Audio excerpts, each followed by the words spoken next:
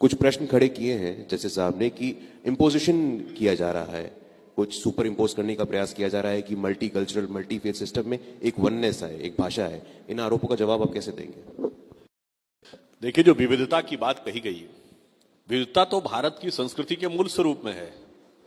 भाषा की विविधता तो छोड़िए, यहां तो भगवान एक नहीं है, भगवान ही भिन्न भिन्न प्रकार के हैं, और एक ही भगवान को आप एक राज्य से दूसरे राज्य में जाइए उसका स्वरूप बदल जाता है।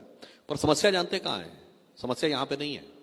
अभी सुरेंद्र जी ने बात शुरू की, जो पहला उन्होंने शेर पढ़ा ना, सरजमीने हिंद पर अक़वाम आलम के फिराक, काफिले बसते गए हिंदोस्ता बनता गया। यही माइंडसेट प्रॉब्लम का था। जैसे ये एक सराय थी, सब काफिले आके बनते गए और हम सेटल होते चले गए। हकीकत ये नहीं थी। मैं जयशंकर प्रसाद की कविता का एक पंक्ति उद्धृत करना चाहूंगा। हम क्या थे?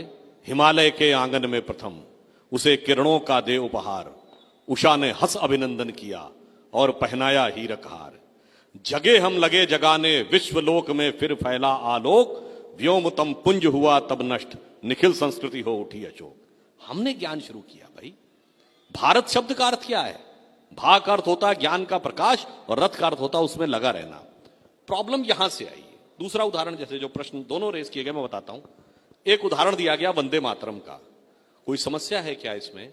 वंदे मातरम पहली बार कब गाया गया? 1896 के कैलकाटा के एआईसीसी सेशन में गाया गया, जिसकी अध्यक्षता किसने की? रहमतुल्लाह अहमद सयानी ने। कोई उनको प्रॉब्लम नहीं थी। 1905 में जब करजन ने बंगाल का डिवीजन किया, बंगाल के हिंदू और मुसलमान दोनों लोगों ने बंगाल की सड़कों के ऊपर वंदे मातरम गाते हुए 4-5 साल में ऐसा माहौल बनाया कि 1911 में वो रिवर्ट हो गया। कभी इशू नहीं बना। 1947 14 और 15 अगस्त की रात, जब ना कॉन्स्टिट्यूशन बना था ना हमारा नेशनल एंथम बना था, कॉन्स्टिट्यूएंट असेंबली की पहली बैठक कैसे शुरू हुई? सरोजिनी नायडू ने वंदे मातरम गाया, then the entire constituent assembly started, यानी देश अस्तित्व में उसी में आया।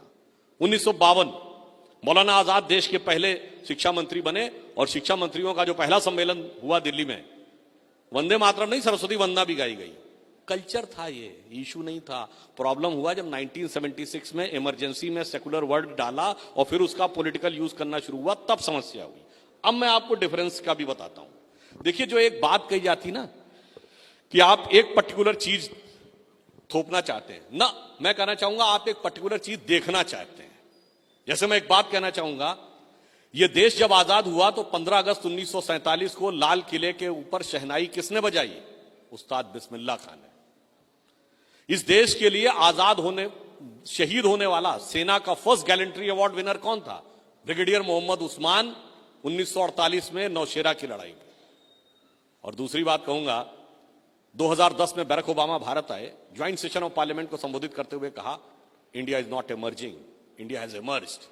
व्हेन इट हैज इमर्ज्ड, जिस दिन 98 का एक्सप्लोजन हुआ था, and who was the chief architect? Doctor Abul कलाम।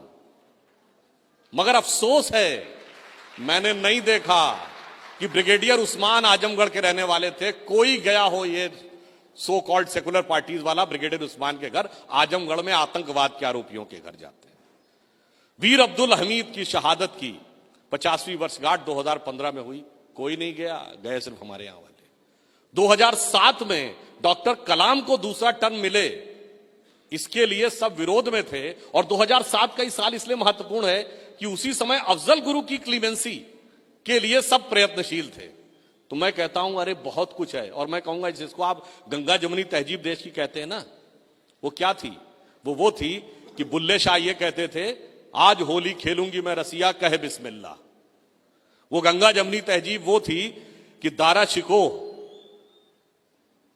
उपनिषदों का फारसी में अनुवाद कराता था और कहता था सिर्रे अकबर इसका नाम है, यानी वर्ड्स ऑफ गॉड। वो गंगा जमुनी तहजीब वो थी कि अब्दुल रसखान, शेख मोहम्मद इब्राहिम रसखान, हिंदी के कवियों क्या कहते थे? मानुस हो तो वही रसखान, बसों ब्रज गोकुल गांव के ग्वारन, यानी अगला जन्म पाऊं तो भगवान कृष्ण के ग्वाल बालों के बीच में। अब्दुल रहीम खान खाना जैसा हिंदी का बड़ा कवि होता था। और ये गंगा जमुनी तहजीब ये थी कि अमीर खुसरो मुस्लिम होकर यह कहने की हिम्मत करते थे कि छाप तिलक सब छीनी तो उसे नैना मिला के। और ये एक तरफा नहीं था, लाखों हिंदू मजारों पे जाता था, आज भी जाता है। मगर अफसोस मैं कहना चाहूंगा, ये जो एक नजरिया था ना, मैंने जितनी बातें बताई आपने कभी उससे अपने को नहीं जोड़ा। आपने किससे जोड़ने की कोशिश की? बाबर, तुगलक, औरंगजेब, अफजल गुरु, याकूब मेनन, इशरत जहां, जाकिर नायक।